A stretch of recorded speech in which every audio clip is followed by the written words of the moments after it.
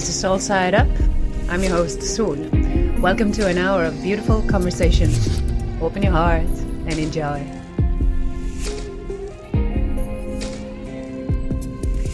Hi, everybody.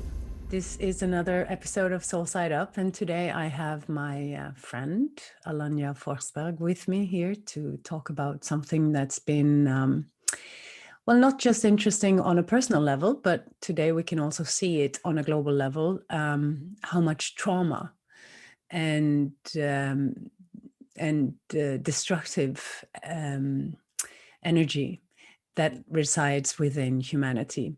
And it's, of course, something that I'm continuously concerned with, and especially these days, being an astrologer, I can also look into the great astrological mirror of the sky, and I see that the planets are really throwing a party over in Aquarius, and in not so many days we're going to have 6 of 10 planets in Aquarius. And the shadow side of Aquarius, because of its ruler Uranus, sudden and erratic behavior, urging and promoting increased consciousness, but often in a very traumatic fashion. So the shadow of Aquarius is traumatized, being isolated, being shocked, being frozen, shut down, having all kinds of disassociative patterns relating to how we experience life. So therefore, I think it's a great time to introduce you, Alanja, because I've been fascinated by your work, and I'm very happy that you wanted to come here and join us today. Won't you tell us a little bit about your experience, your work experience? What brought you to this point of being a therapist working primarily with trauma? Well, I think most people would figure out that would be my childhood. Yeah. Okay. Yeah. And as usual.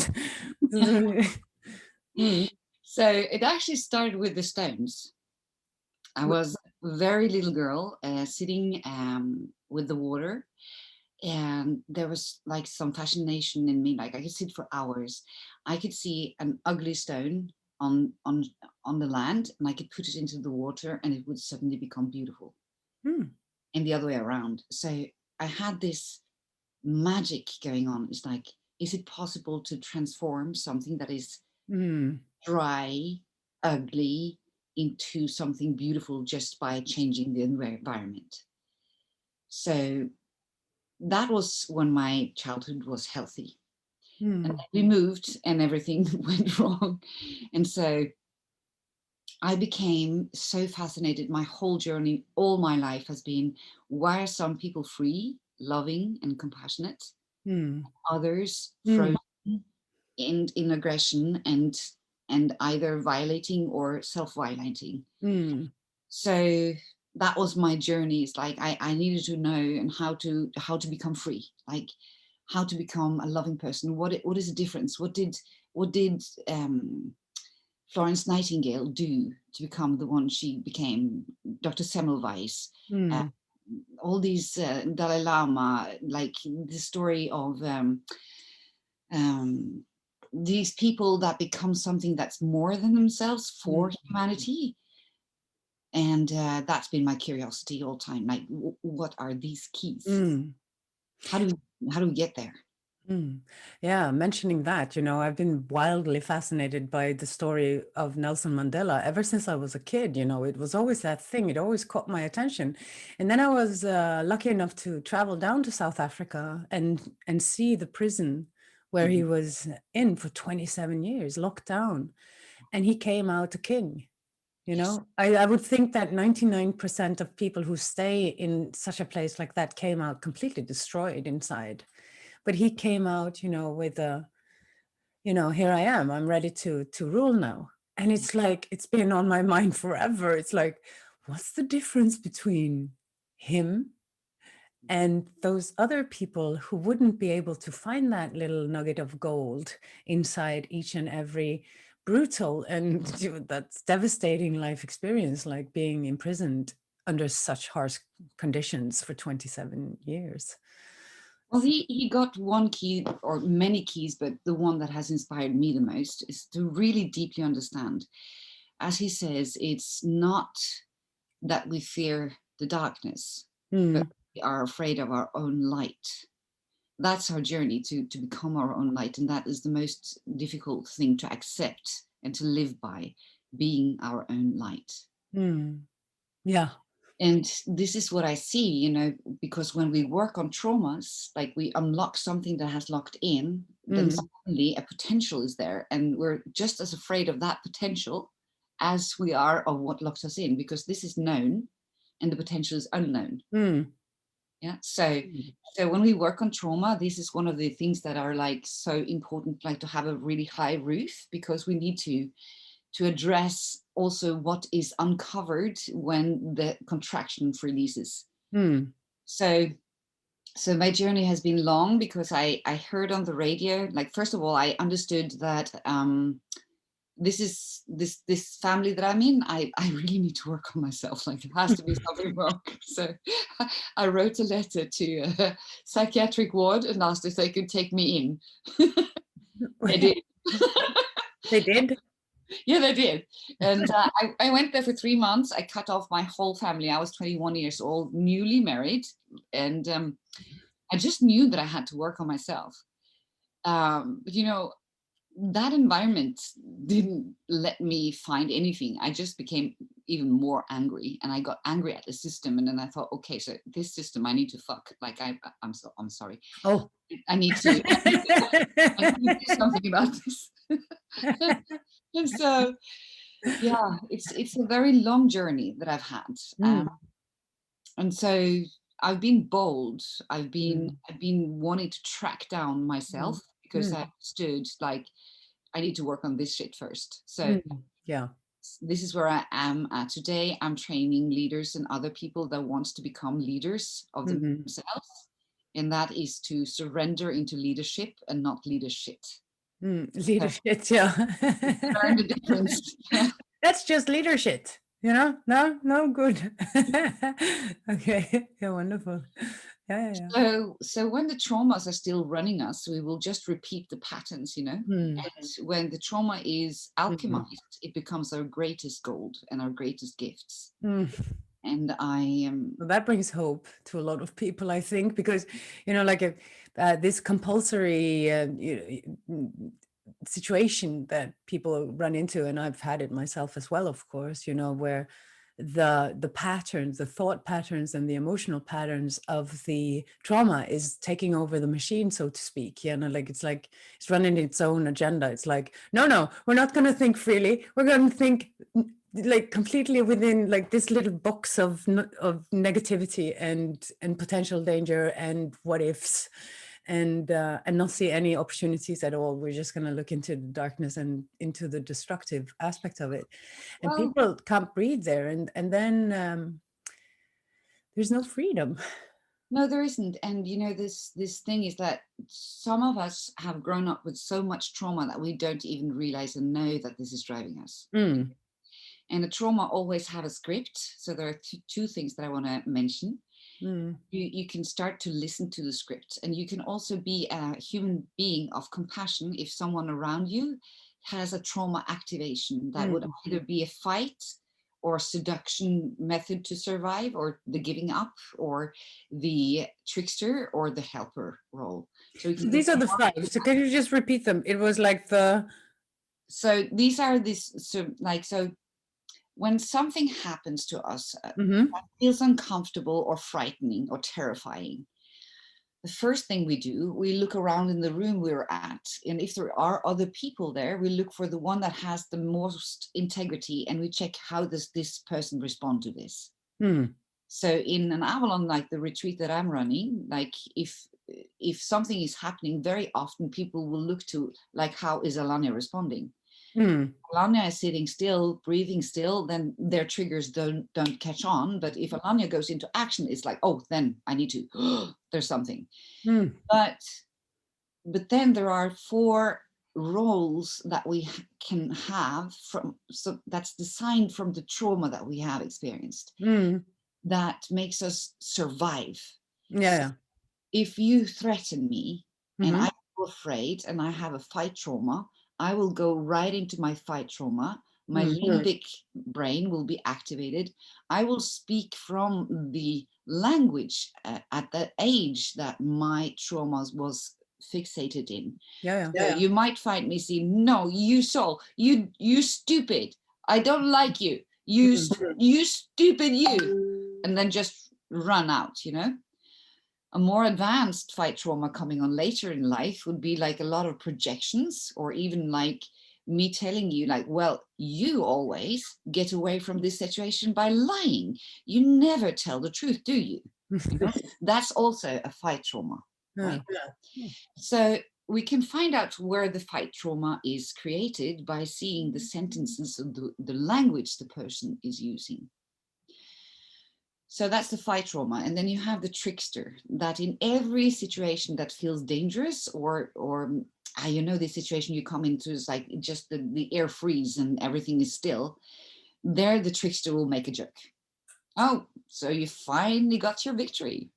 Or use trickster energy to change what the person is afraid of, right? So that's the trickster. And then we have the seducer. I'm really bad at this one. This is my but it would be like something like, "Oh, but I never meant to hurt you. Like, I love you. You remember on the beach?" Yeah. I'm sorry, I'm bad. The seducers are much better than this, And then we have the one that gives up. Just gives up. Don't fight, don't trickster, don't seduce, don't stand up. Just give up. And then we have the tricky one, the helper. Oh. You don't know that, no? You know that? You don't know that role? I know all of these. So we all do. But the helper is really tricky to help, really, actually, because their trauma response is what they're proud of. It's quite easy to say to a fighting trauma that you are in fight, and the person cannot say anything to that. But to say to a person you are helping from a wrong place in you, that because they identify as the helper. So these 5 roles will help identify what kind of trauma you have, because the helper is a helper because it wasn't helped as a child. So it becomes the expert in seeing others' pain. So they don't have to feel their own pain, and they don't know that, but they become experts in seeing when other is in pain or could come in pain, and they would go right there to help. So they feel that they're doing something good, but they're actually moving away from their own pain. Seeing someone in pain triggers their own pain. So instead of dealing with their own pain, they go into the helper role. So that takes quite an amount of work, but absolutely possible. And so the helper then changes from being the helper to one that can give advice if asked. Yes. It's not there, it's the identity center shifts a little bit. You become a free identity instead of being fixated in your roles. And the roles are very interesting. I work a lot with this subpersona paradigm, where we kind of see that there's like an identity center, but it takes on different masks, like different roles, depending on the situation, of course. I'm a mother in certain situation, and that would be colored by my own experience with my own mother and her way of parenting, and other women, of course. And then I have an inner child that I sometimes often can play around with as well when I'm creative. And that has certain contexts as well, because that relates back to the time when I was a child, and then so on and so forth. And you see how sometimes a subpersona is created when there's a trauma, just like a defensive reactive mechanism, just to stay in control, that this isn't working. I had some experiences growing up as well, where I guess when I'm looking back at it, my persona was a little different from the general energy of the family. Like I was a little bit too sensitive, actually, and I didn't realize it. I thought I was like tough and cool and I could deal with it. And that was the persona I developed, because I'm like, oh, no problem. Yeah, sure. Like a little like unemotive, like not feeling into my feelings in a way, and just distancing away from them. And that was the kind of withdrawal reaction I had to a lot of tension in the atmosphere at a certain period in my life growing up. Like these energies. Hmm? This is also very interesting because it's like you're an astrologer, right? Mm. So Yeah. it mirrors back, like, so your soul need to withdraw, and then you do know you get closer to the cosmos when you do that. Oh yes. Yeah. So the Oh, difficulty is to get the soul back into connection and forward. So this is the I've seen shifts in people just getting this key, like where they're at a point where you needed to dissociate or to move your consciousness to behind, so you become the observer and not the person that feels. Because when you do that, you don't feel as much as if you're in your body. And if you're super sensitive, also having your consciousness out here gives too much information. So a child that is super sensitive will need to withdraw to survive that environment. If it doesn't have anyone teaching how to protect from all the input that is there all the time. Yeah. And I was like, I had the experience ongoing, which is kind of traumatizing. I can recognize it as like my when I try to defend myself or put boundaries or call it whatever you want, like I try to have to stay true to my core values and myself. It was always overpowered by somebody who was more powerful than I was. So I had this experience that if I tried to defend myself, it just wouldn't work anyway, right? It would just lead me into more trouble in a way. So I just thought, well, I guess I just have to exit. It's time for a little hiatus. I'm just withdrawing. And it led me down a road of isolation, of course, that lasted for a lot of years. But you are quite right. And I think it's part of the individuation process as well, because what I found there was amazing. I'm extremely grateful for the journey now that I'm back and like, okay, let's see. It's like trying to incarnate and making my physical world work in, which has been the project since I, for decades, just incarnating, coming into life and working through these issues that made me withdraw in the first place. But it's very interesting because I think, trauma can also create us in ways that are not bad also, like there's like this awakening that is quite sudden with trauma, and it might feel very insulting that I say something like this if people feel extremely traumatized because of that overpowering feeling on the psyche that a trauma can have. Like you don't have a free will and it feels like being imprisoned into some underworld, and it's not a very cozy place. You just go in circles in bad places. But underneath and beyond, when it's released, as you said something beautiful there, that it can also be the greatest gift, the greatest. I want to give an example of that because there is we just say things like that and people don't get what it is. Yeah, sure. So I will give an example. There sometimes I gather people that have been to Avalon, the retreats that I'm running, on a Zoom call, and many of them don't know each other, but they all been through the same process. So in the way they come into their very safe container and they know it. They know that everyone in that room has been deeply in touch with their own truth and their own healing process. And so like then we come together on a Zoom and someone brings up a theme which is interesting and they ask me, and I get engaged and I speak from experience, or I speak from, or we build in theory or whatever we do. We go into exploration together, and then suddenly let's say his name is Michael.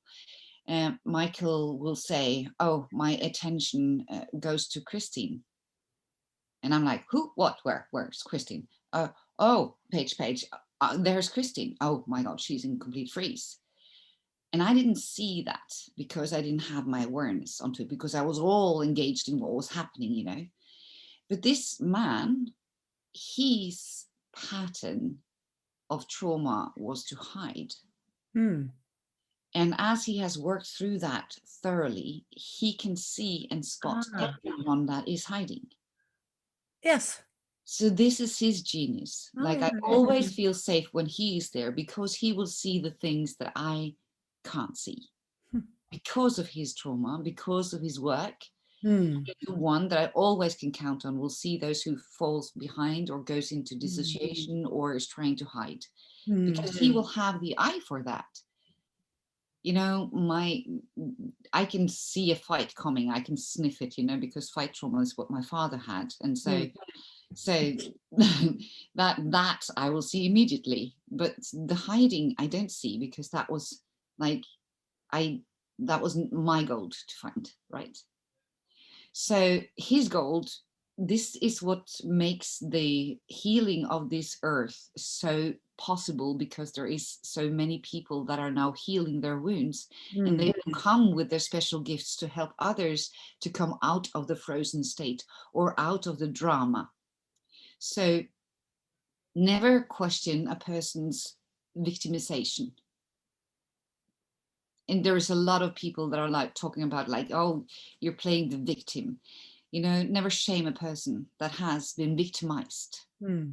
But it is work to get out of the victimized role. And the counterpoint to being the victim is to become the creator. And as the creator, you're free to create yourself. But if you constantly find yourself in the drama between the perpetrator, the victim, and the healer, so this is called the drama triangle, and you can easily Google that up. If that drama is going out all the time, it's really difficult to stop it.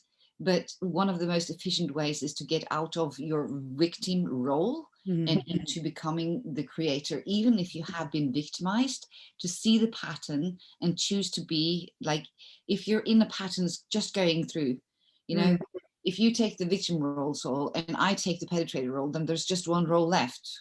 There will be a healer coming in here helping us, you know?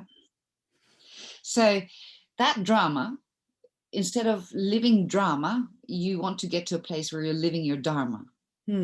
And that is bringing your gold to the world and living your freedom in your life. And that is not being like, this is where the helper really don't get it. Because the helper is still living the drama. But becoming a person that can choose to help if my heart is activated is not a helper. The helper responds from solar plexus, like something doesn't feel right, so the helper goes into role. But if you can breathe that through and see, is this truly a compassionate act from me? Am I really compassionate in my moving towards this other person? Like, stop, breathe, and find the part of you that has compassion, and from there you can act. Yeah, but it's interesting because like I've given, of course, since I work as an astrologer and I work with people every day, I've been thinking about it. Like this is it's a path of least resistance, right? This is a role that I could take a lot when I was growing up. And mostly then it was triggered by a need to control things, like a need to have a certain security. Like this when somebody goes into fight mode, for instance, like triggers another person's defense mechanism, and then somebody goes into help mode. There's this great story about that actually in the astrology world. I can just briefly share it with you. It's about Chiron, the centaur, one of the mythological figures in the mythology books is a half horse, half man, and he's the man part is the spirit and the horse part is the instinct, you know, the instinctual reactive system. And he gets into trouble, you know. He's a very wise centaur, not as wild as the others, and his mission is to his dharma is to be a teacher of heroes, and one who kind of like helps the heroes to master their own shadows and to master their own infantile tendencies. But he gets in trouble because he's overly identified, it seems, with his helper role as one of the heroes. And another centaur gets into a battle, he gets in between. Yeah, yo, guys, chill down, like this is not happening today, so, and then he gets shot by the arrow, which is, it's dipped in the poisonous, with the poisons of the Hydra, which is a very really like poisonous energy, like toxic energy, and that's what hits him in his instinctual side. So he's wounded in the instincts in a way. And this is such a, I sometimes hear people say, well, this is so deep, it's on my cellular level, it's like completely embodied in me. I'm like, I don't even think that, I'm not even noticing that I'm reacting this way until I'm way into the energy. And then I'm like, oh God, I'm here again. Like I'm just like, then you have this epiphany moment. And then it takes time before you get back into your true self and your true identity. Because what you said there reminded me that what I think is difficult for a lot of people is that we identify with our traumas, we identify with our victim state, or we identify with pity, or we identify with hurt and grief and poor, we go into this, why does this always happen to me, kind of state. And I think when our identity is stuck in especially one of these roles that we just take on because we need to survive, it becomes a little confusing to find out who you really are on the other side. That's the path that I'm working a lot, with helping people. It's like, oh, so this is part of the persona you built, and this is part of the core energy that lives in you. This is who you really are. And I think one of the most beautiful things on the journey of healing is when, through the help of others and how they see you, you get to see it too. Well, there is every trauma is created in relation. So it needs to heal in relation. And very often that's not the person that created the trauma. So this is why we have therapists, and this is why there is a whole industry of ayahuasca and whatever there is. But for me, it's like my daughter asked me, Mother, have you ever met anyone without a trauma? And no, I have not.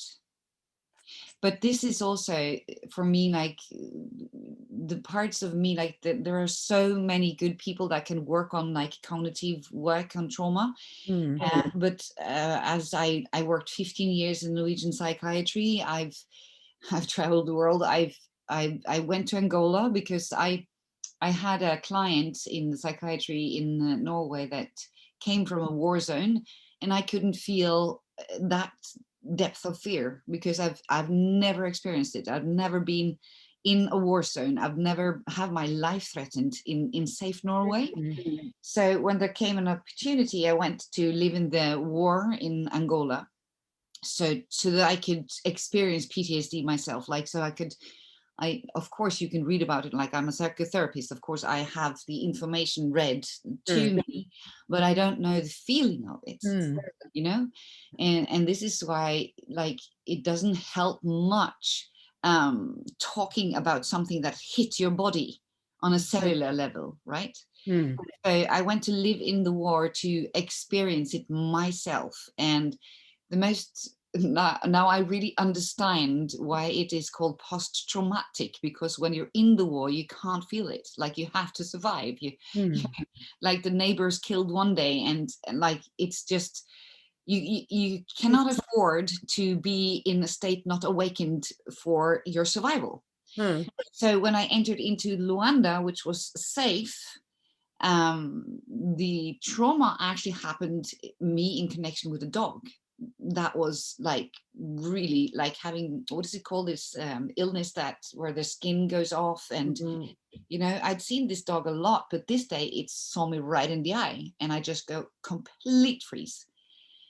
So there I could feel the fear that I had experienced in the field.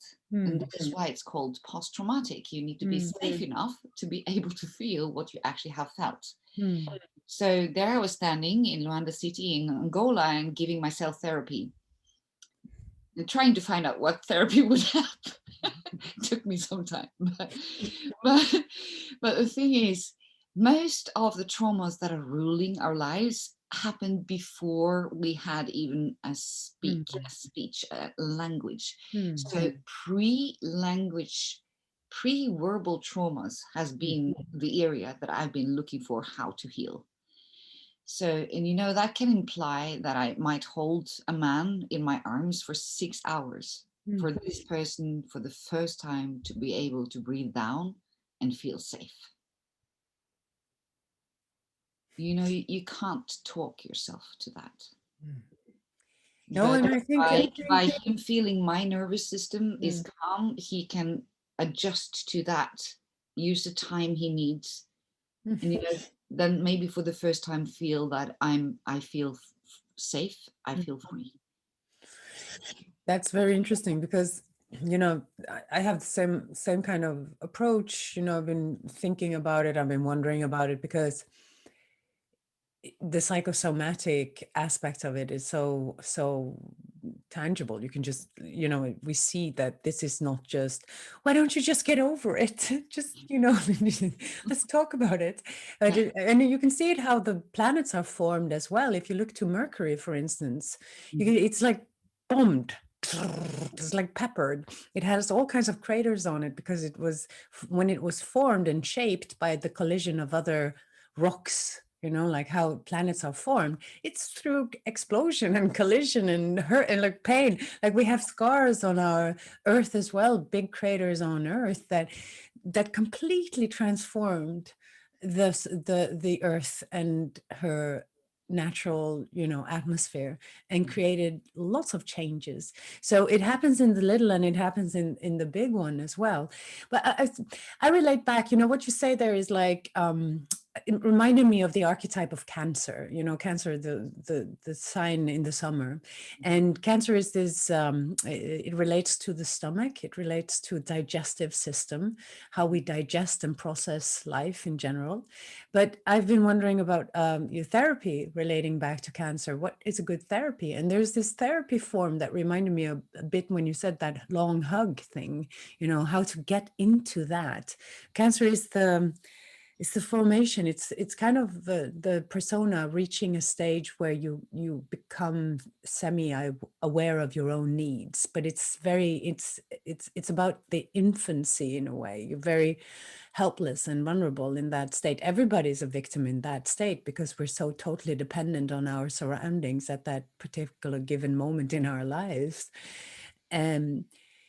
And sometimes, you know, there's these therapies like Watsu. Have you heard about it? Have you any? No, Watsu is this beautiful therapy. Like you have a big tub, and Yeah. One of my friends are doing that. yeah, lukewarm, and then you have a therapist with holding the head, and you just have this person floating and being able to release on a very deep level the tensions or the contractions, as you've called it. You know, like how do we get back into our body after being squeezed out by planetary collisions?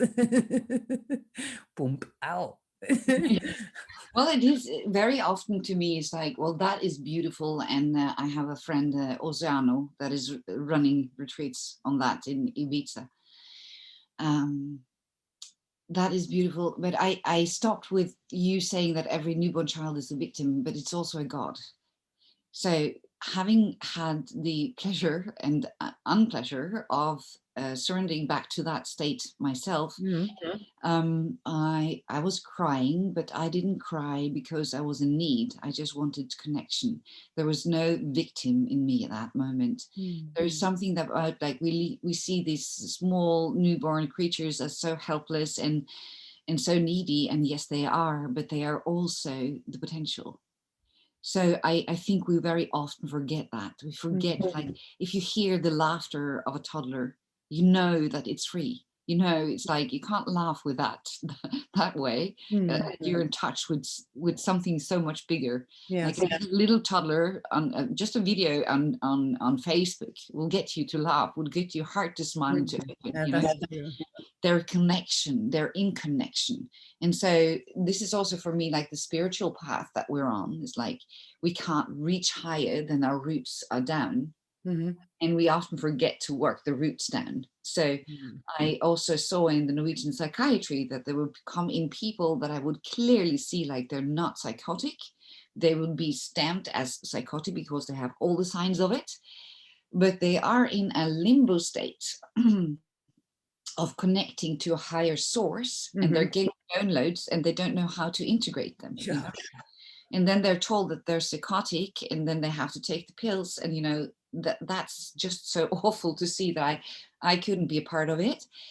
But I needed to find like, how do we do that? Because we also do have people that have experiences of magic, of alchemy, that is so pure and so Mm. strong a vibration that we as humans don't know yet how to be with them.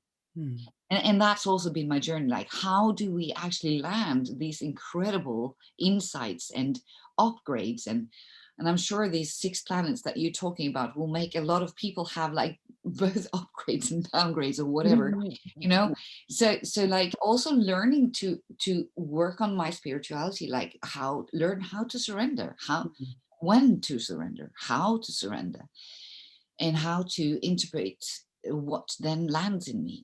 Some people go around, they have like a heart thing going on all the time, they don't know what it is, like there's just like, why is my hard tickling is like firework, like what is this, what is that, or they're having dreams or insights, or suddenly they can do things they've never done before and they have no clue of how to do it again. Mm. That's because they were in surrender in that moment, and their body was a vehicle for something bigger. Mm. We can explain these things, we can be with it, and we can honor it instead of seeing it's. I'm sure, like, we're in for 3 years of magic, Soul. We're Mm. going to see so many crazy people, and most of them look crazy because they're surrendering to a more divine part Mm. of them being in connection with their cosmic address and their cosmic gift. And we don't actually today know how to protect these people. As I'm one of them, I'm doing a lot of crazy shit. And the beauty of this is that humanity is getting we're giving ourselves some kind of allowance, not only to get out of the drama into our dharma, but also to surrender to what I would call that we know is a union. Like, Mm.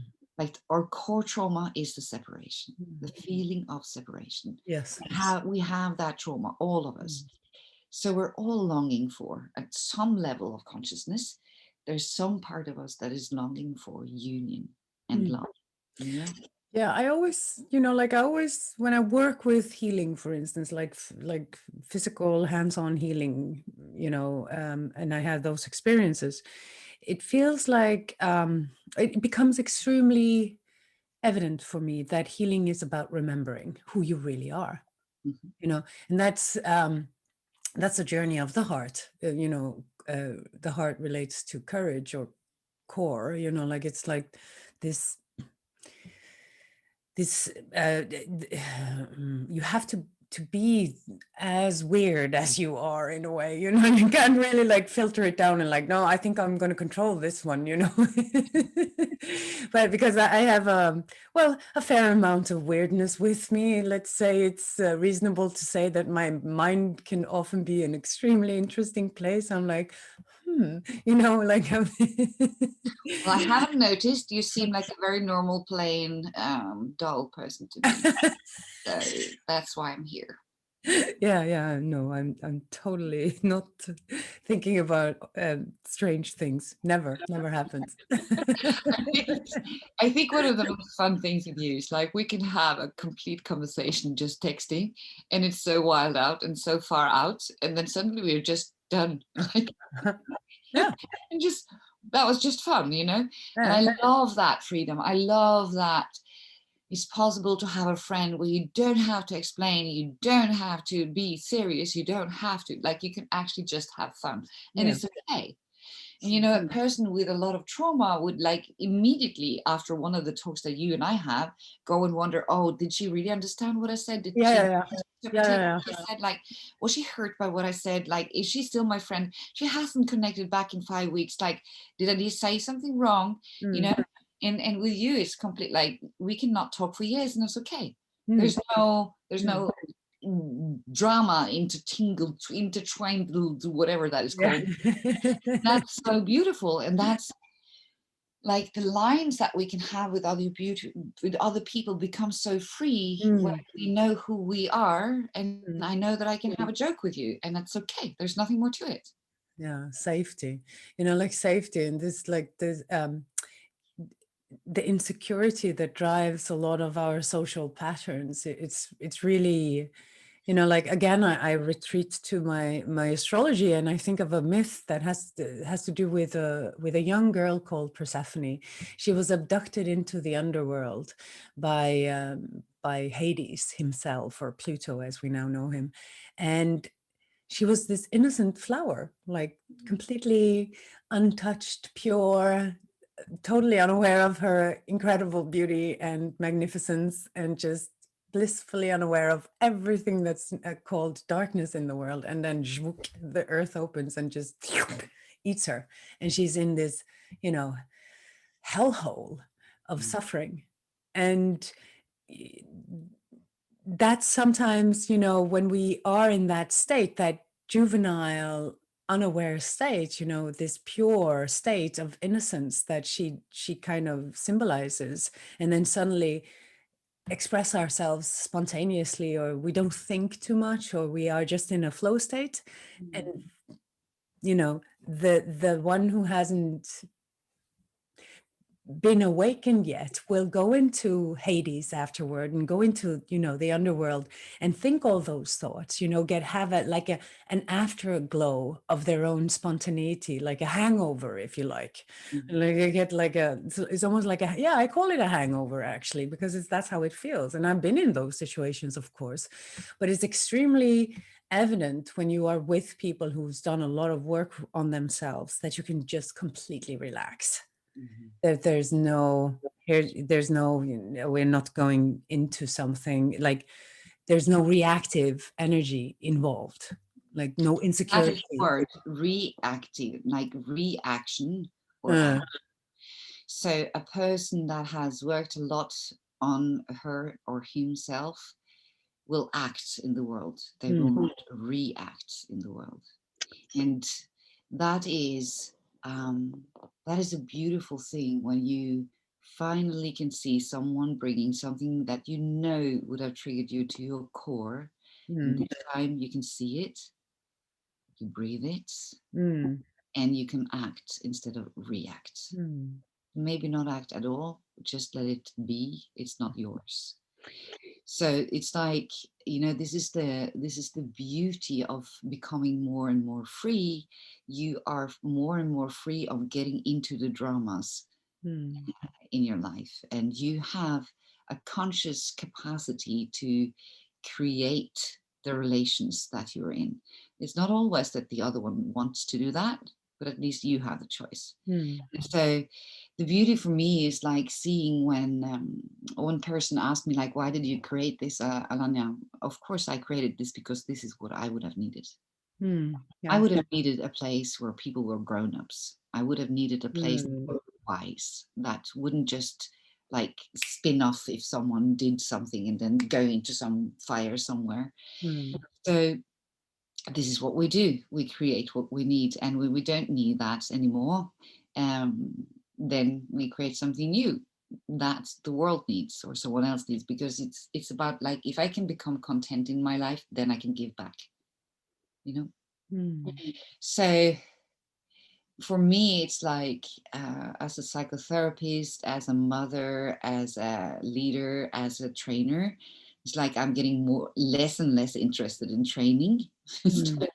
I'm more and more interested about creating the arenas for people to heal themselves with the right tools and ingredients for their empowerment to heal themselves and to empower themselves into finding their gold and bringing their gold.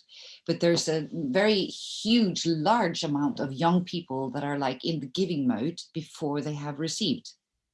I'm sure you felt that, it's like, to me, there are coming a lot of young people, 30 years old, 40 years old, And they have like this big, like I have the structure for a whole city, Alanja. Like it's like we're going to rebuild with the water and this, and we're going to take everything into account, astrology, like ayahuasca. We're going to bring yoga. We're going to have it all. Everything is going to be there, and it's like this complete structure. And look, here it is. And what I would say is like, oh, that is beautiful. Like I've seen this and this is beautiful. Let me put it up on the wall with all the other paintings and ideas of structures. My only question to you, who is at home waiting for someone to come home? Because if there is no one at home, then what is that? What is the structure? What is the waterfall? What is the yoga teaching? What is the journey without the people that are there holding it home in their hearts, like receiving you as you come? And these are the people we need. But you can't be the person that is home before you're home in yourself, you know? So very often the young, like I've seen young people that are like mature, more mature than me, like that's absolutely possible. I've seen it. But they haven't received yet what they needed. They haven't received a boyfriend, a child. They haven't got their own place. They haven't been fulfilled in like their deepest physical needs. And then they're yet like out now trying to solve the world, you know? Yeah, but isn't that a little bit about, surviving as well? Because today, like, of course, with the dawn of, I almost wanted to say, with the dawn of the age of Aquarius and, the return of the hippies in the 70s, this introduction to the more natural therapies gradually, took some hold in our societies, and we started to see things from a more holistic perspective. And in an aftermath of that, a lot of therapists who came out of a little bit off grid, in a way, in terms of, the consciousness of the universities and stuff like that. They found other avenues to kind of find their education, and then they want to go out in the world and make a career out of it. So I think, like, that also becomes like a little bit it sort of opposes the idea of natural healing processes, because it doesn't really give anybody time to be in a receiving mode, because that's sort of like the world is not, we have to survive, we have to pay our bills and stuff like that. So I think that's also, a little bit maybe the challenges with the modern psychotherapeutic market, if we can call it something. Like, there's a market there, and there is a market, but it's like sometimes I ask my colleagues, like, so what do you think the group needs now, like after a break? It can be, oh, they need to get into action. They need, like, it's so heavy in there now. It's so heavy. Like, we need to get them activated. We need to put on some music or something. And I say, well, if the ear is heavy, what do you think they need?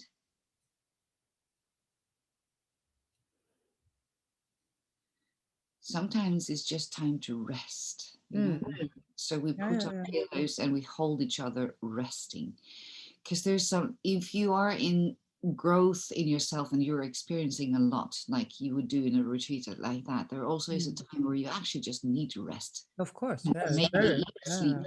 So, like, reschedule the whole shit, get people to sleep and to recharge. And I think we forget that in our running and seeking. Definitely. We forget the part that is resting. And there is nothing more beautiful like than this view. You have a mother or a father holding a child that is sleeping. It's like, that is a picture that gives us comfort. It's a picture that takes down our nervous system. It's a picture that brings, like, there's something right in this world. Yeah. And that is right. And so even for me, it's like, so who can hold me? Who can be the person that I can rest into? Do I even have that? Why haven't I created that in my life? Yes. I have someone that can hold me. Like, I'm holding hundreds of others. So, Mm. so this is also the journey that we're on, is to learn, like, how do I heal myself? I also heal myself by learning what I need and to be able to say what I need, When I need it. when I need it. When And it, but it's one of those things, like people never give it give it too much of a thought. I've had, sometimes I ask people, so just ask yourself, what do I need now? And this asking in, sometimes it's quite a very shocking approach, because why didn't I think of that before? I can just ask what I need right now. I might get an answer that is a little, frustrating, because it doesn't really mean that I can get what I need immediately right now, but at least I'm getting in touch with what I need. Although, it might not be available right now. And I think, the one thing that I'm really actually quite proud, actually, that I had that kind of courage to do that, in my own career, quote unquote. I don't like the word, actually. It's like, for me, it's more a lifestyle thing. And because it was triggered, the work that I do now was triggered by my own quest for yes. healing myself. And I never stopped that quest. I continued, and it ain't over till it's over. When you notice in every, bit of yourself that, well, this actually, it's not what it used to be. I'm like, it's I think everything is really, this is not who I used to be, And then, but the journey it was very frustrating, because I needed so much time. Occasionally, I couldn't see clients for a week, because I was so in my own process. And I was completely there. And I was frustrated. Why isn't my business moving better? Why am I not getting clients? And la, la, la, la, la, la.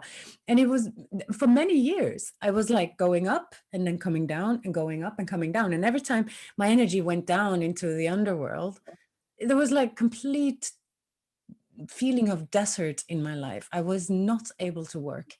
And I had to live with, less money and less security. And, I got a chance to work through those things as well, like, because I was always taken care of in one way or another. There was always enough. I never went bankrupt or anything. So actually, life provided me with the opportunity, in a material sense, to actually have those healing years where I took it seriously. There was no fire. I didn't have to, my ambitions had to just, I'm sorry, you guys, you just have to wait, over there, because I can't really do it right now. I have to heal, and it was such I'm extremely grateful, because in my profession, astrology, there's no requirement to have a degree in psychotherapy to work with people. And you actually work with people. Well, you work with people. And I've never met a person who's not traumatized either. I'm like, I'm still waiting. so I, I really see what it did to me as a human being, and how my own education also, when I started taking some psychotherapeutic education, later, how that really formed me, especially because one of the requirements when you do an education like that is that you have to work on yourself. And then another deep work started, and I'm so grateful that I did it. I'm like, oh, thank you for all those people who could hold space for me, who were there to give me that hug. And, and I got to see what it means to be that new, healed version of myself. Like, as you mentioned it earlier in our conversation, that yes, so we know the old, we know our comfort zones, and even though they are quite destructive, we still choose them, right, for the new uplifted type of energy. And many times this is very interesting, many times I've had extremely beautiful healing experiences where my energy was lifted to like this level of like pure ecstasy, and like, whoa, is this, like, changing my perception of everything around me. Everything was beautiful suddenly, everything was bright, everything was hopeful. And then that state stressed me out, and I started noticing that I immediately actively, subconsciously, I tried to destroy that beautiful state and retreat back into a lower frequency because it felt familiar. This is, oh, that's so beautiful. I imagine we can be so incredibly scared of our own lights, huh?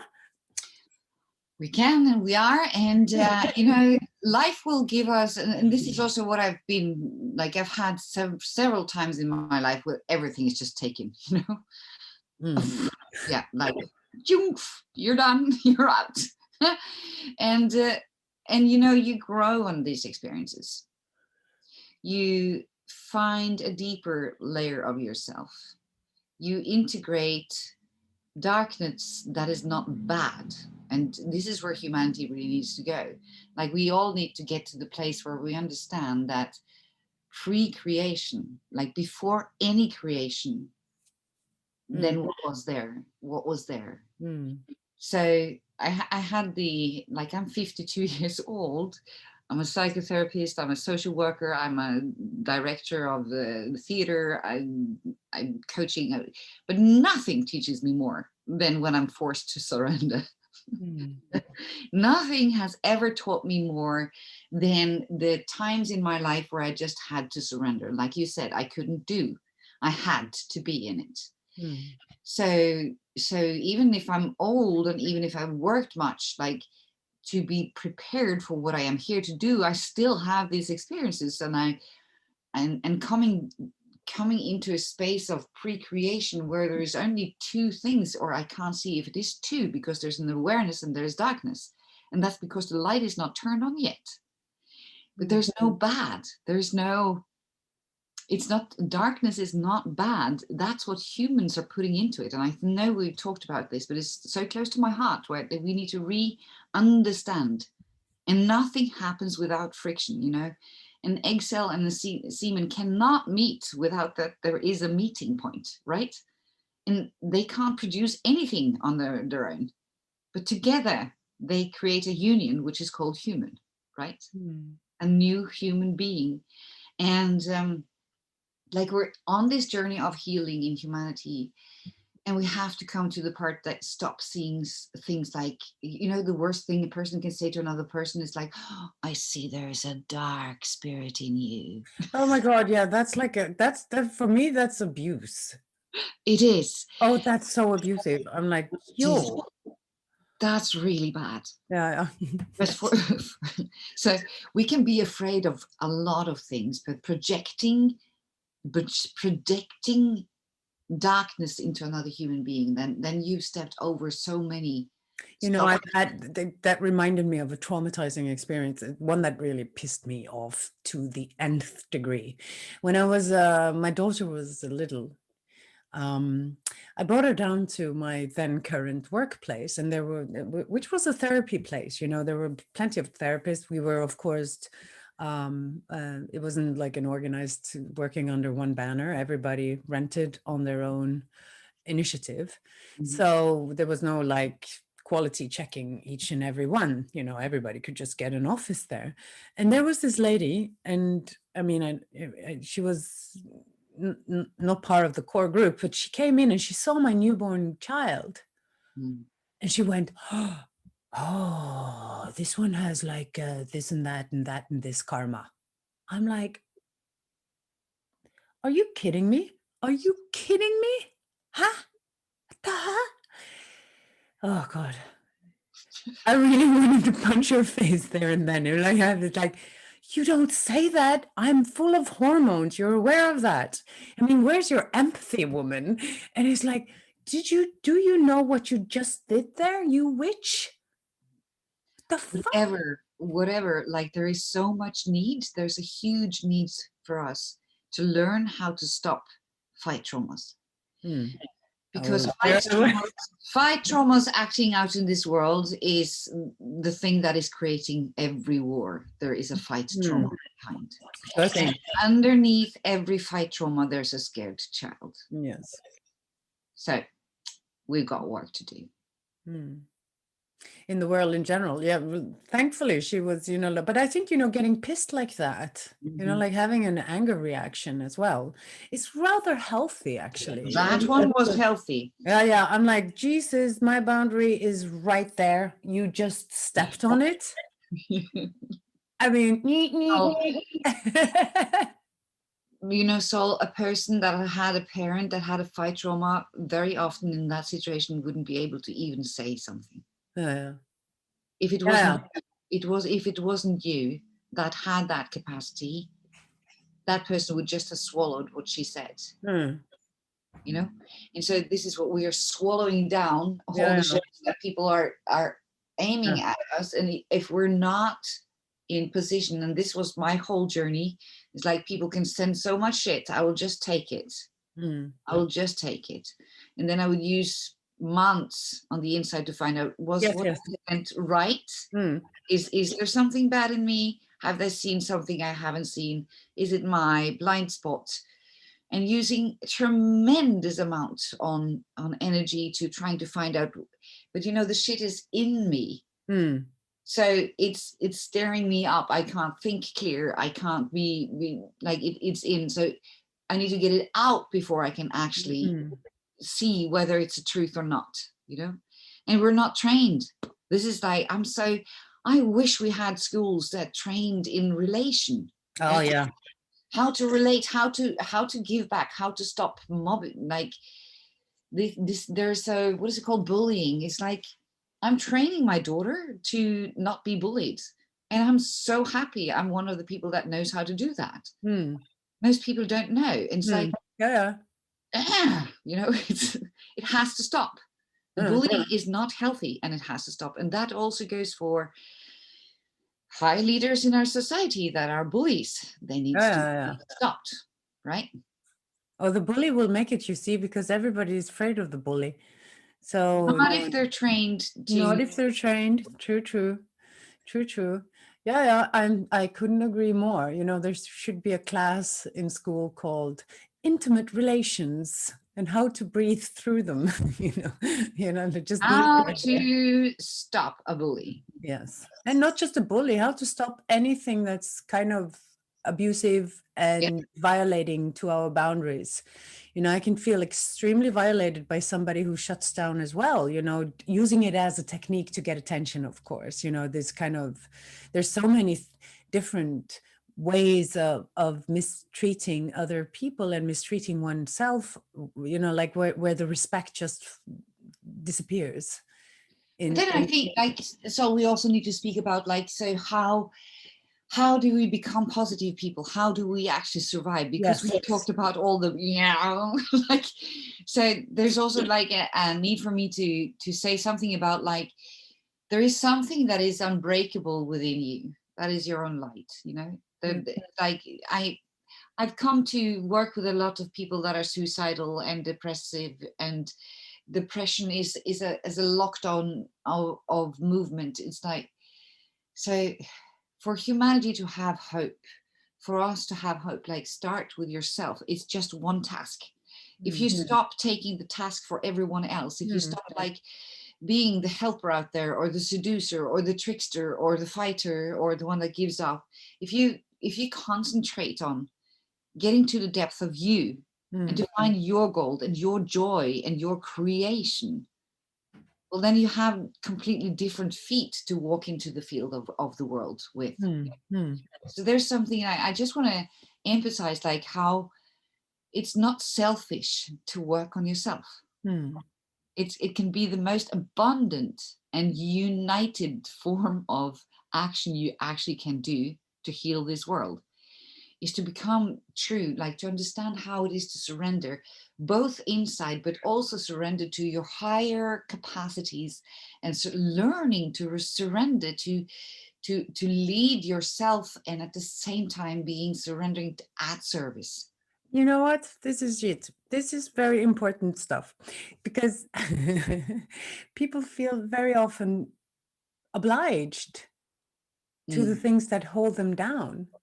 There's this, well, I have to do this. I have to live a dishonest life. I have to live in a relationship that doesn't work, or I have to be in a job that's destroying me, like really destroying me, or I have to, just there is no part of me. I have a duty. This is my duty, and it's such a strange thing. Like we're conditioned to accept things that are actually destroying us, and I think it's such a weird thing. Like when we surrender, I mean, we also in a way surrender our. I wouldn't say we choose to surrender, but what we surrender to will start flowing through us. And then we are kind of like surrendering to the choice of our hearts in a way. It's like we're surrendering to something that we cannot really, as I say, you don't really choose who you fall in love with. It's not something that like, today I decided I would fall in love with you, because you seemed like a reasonably good candidate for my love.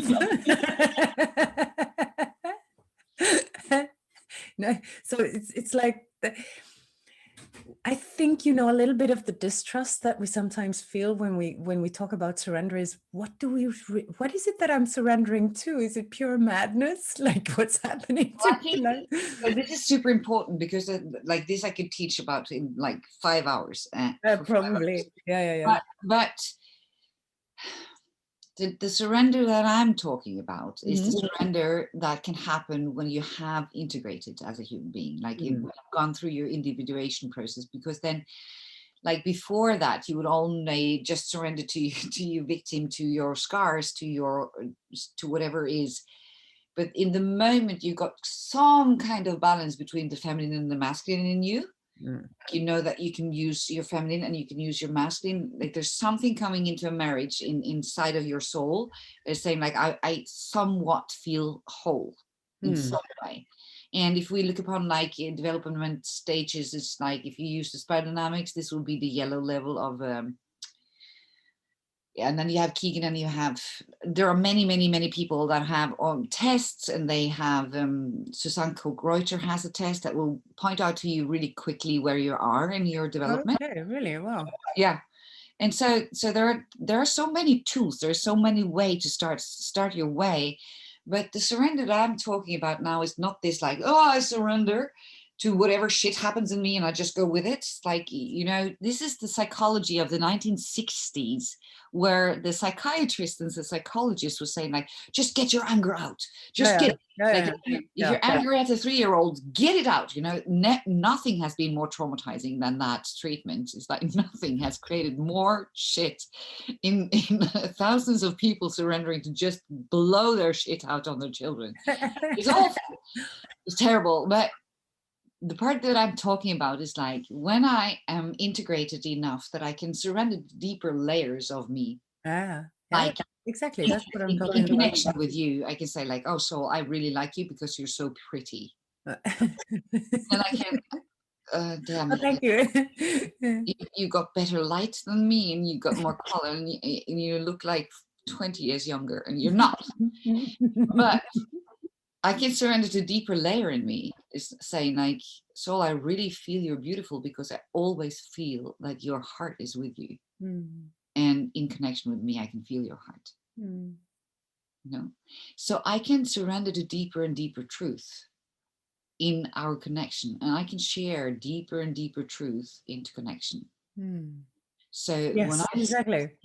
Beautiful. When I learn that, well, I am feeling hell in this moment, and at the same time there's something making me laugh. Both of them are true. Right?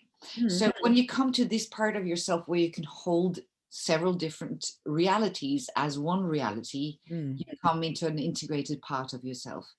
Then you can surrender to self. That's first level. The next level is when you can surrender into a group or a field.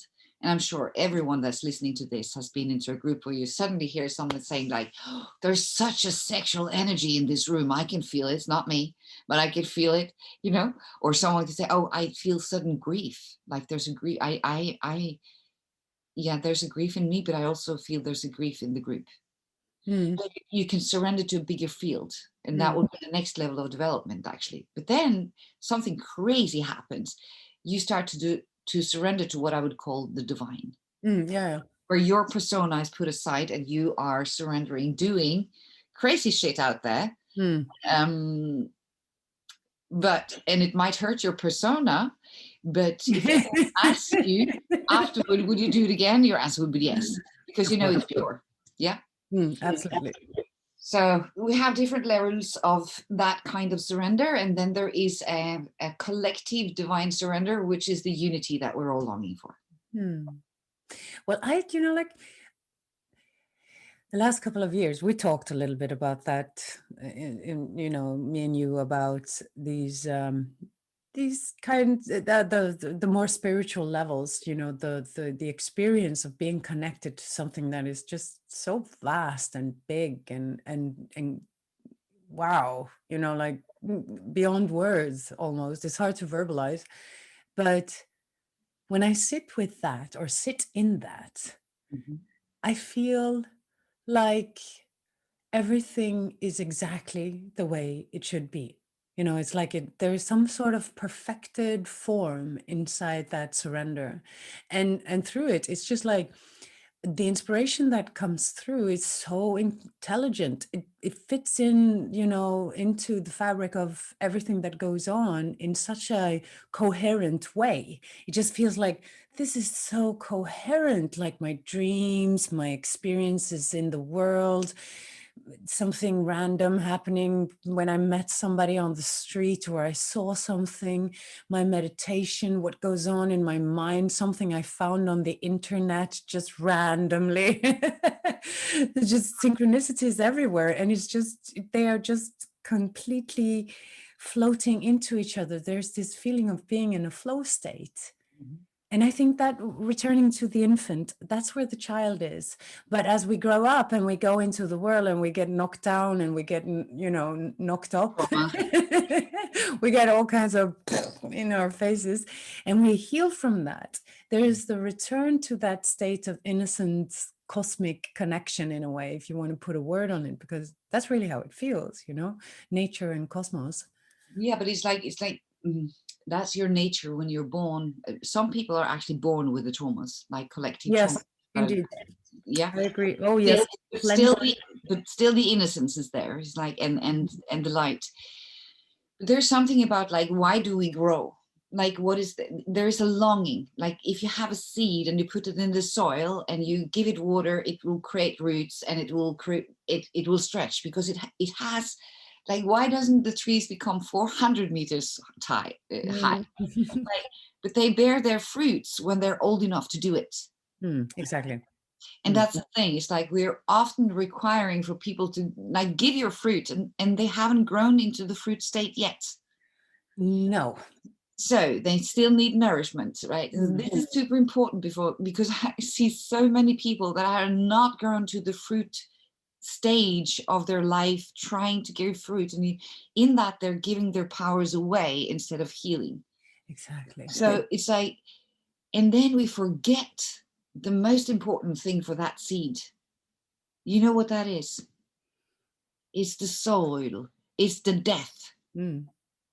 Like, I need that reminder so many times. For me to grow, I need to die a little bit here. Okay. And then to grow more, oh, this needs to die. Nah, really.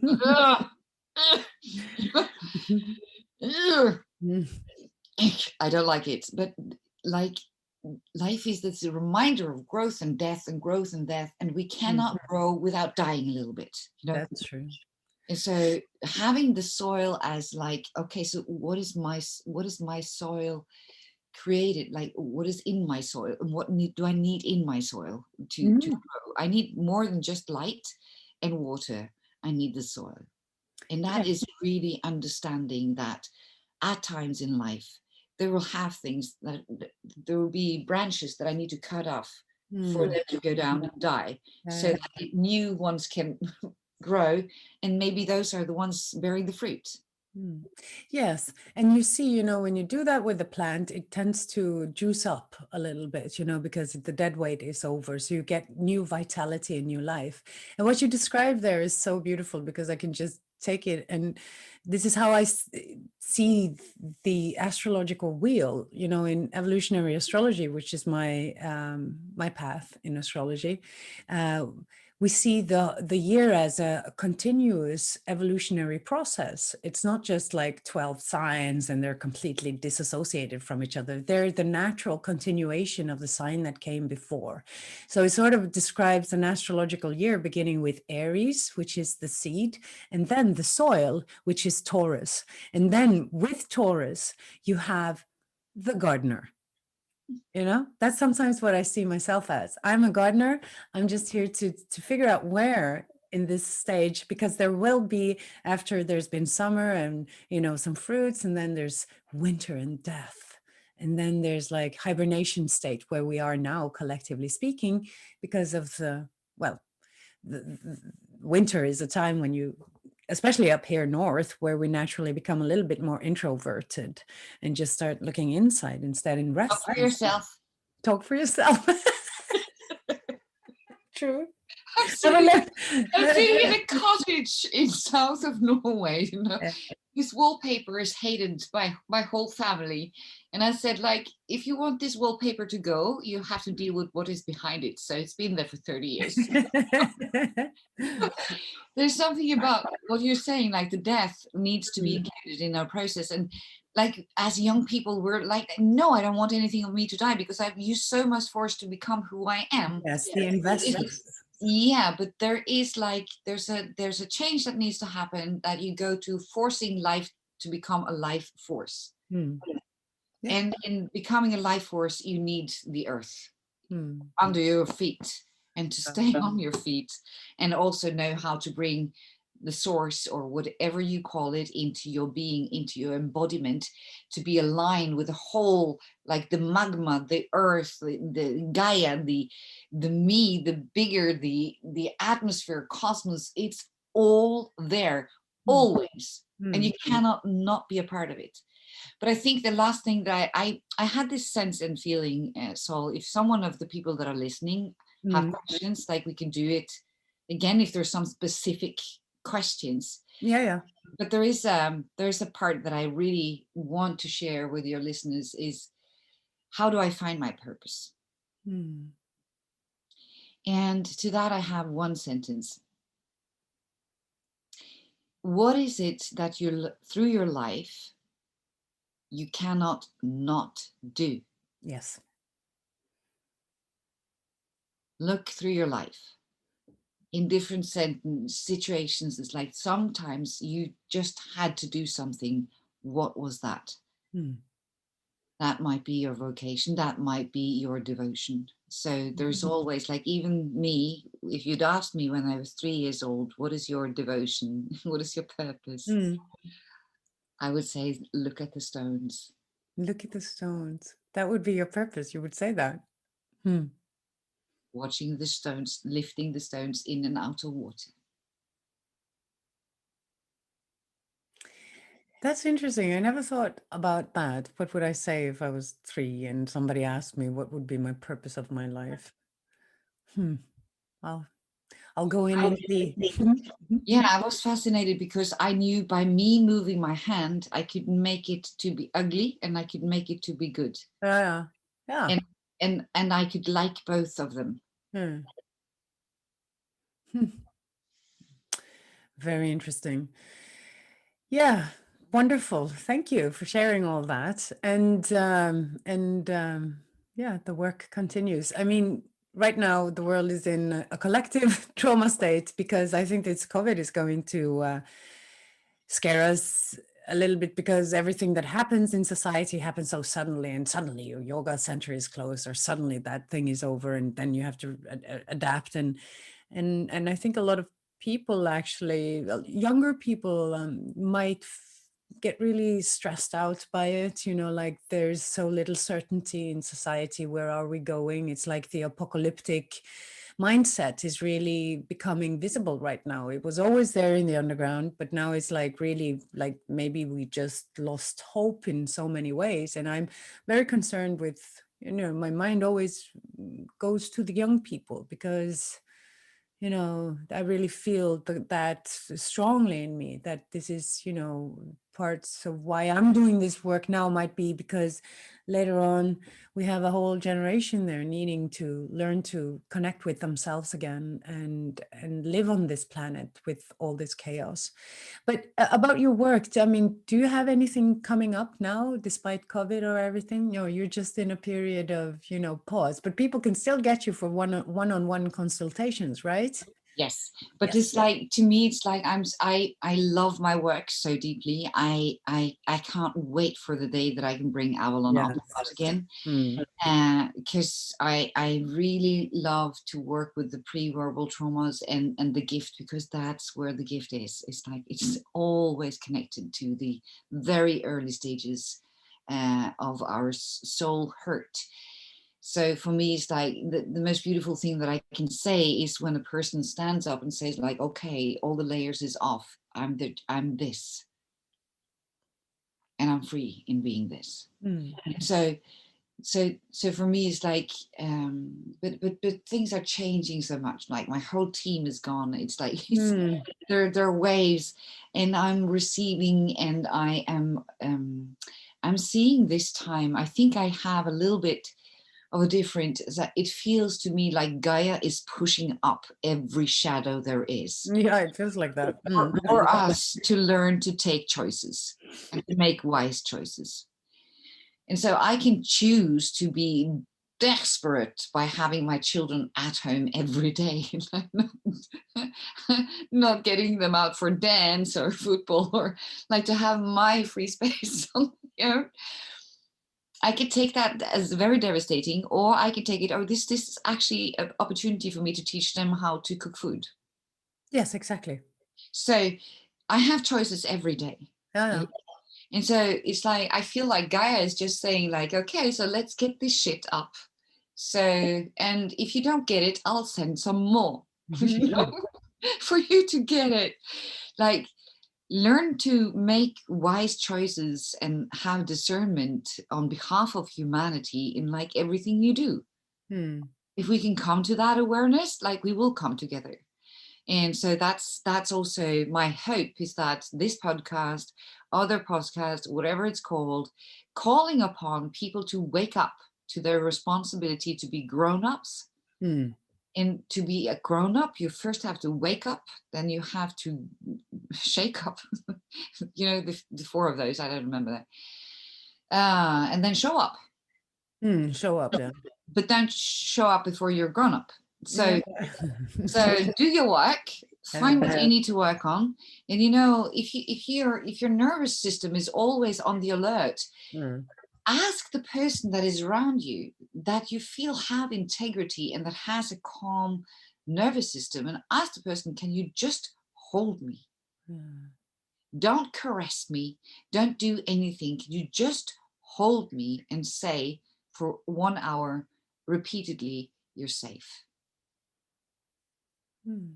Wow, that's beautiful. Imagine if we bothered to do this to each other, or we could dare to ask that's a big question to ask anybody, right? It's like, It excuse is. me, I'm having a meltdown.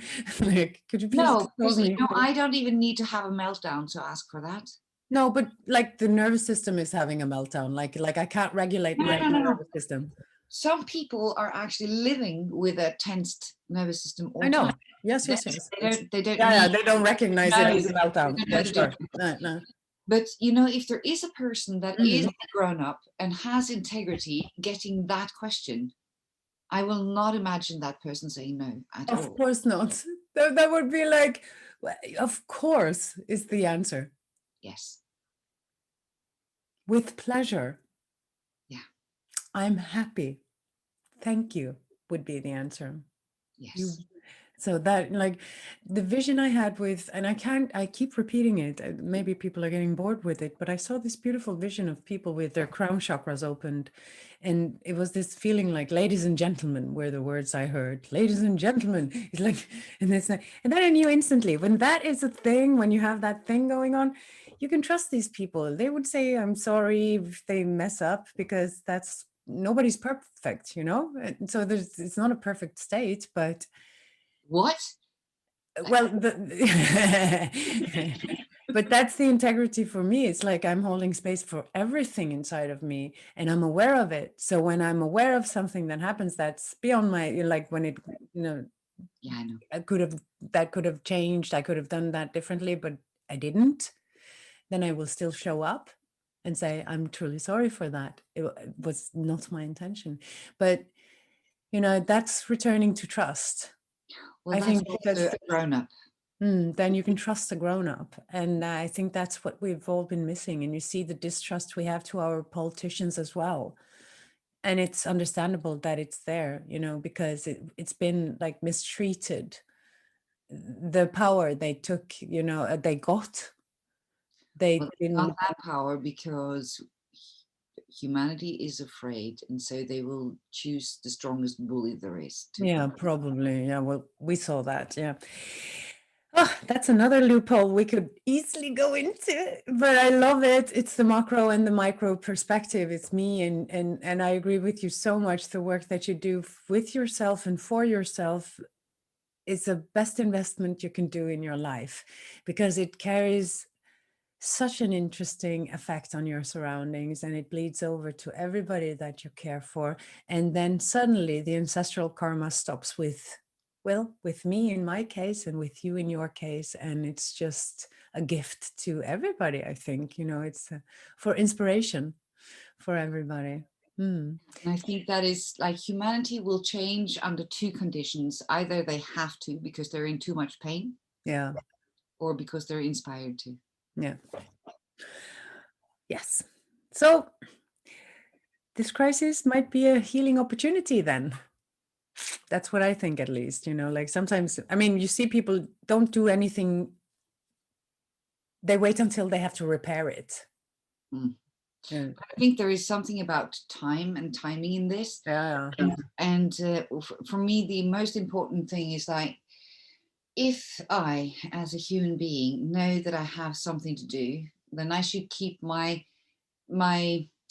possibility to hold that open, so then when the corona is over, I can actually go into action, right? Exactly.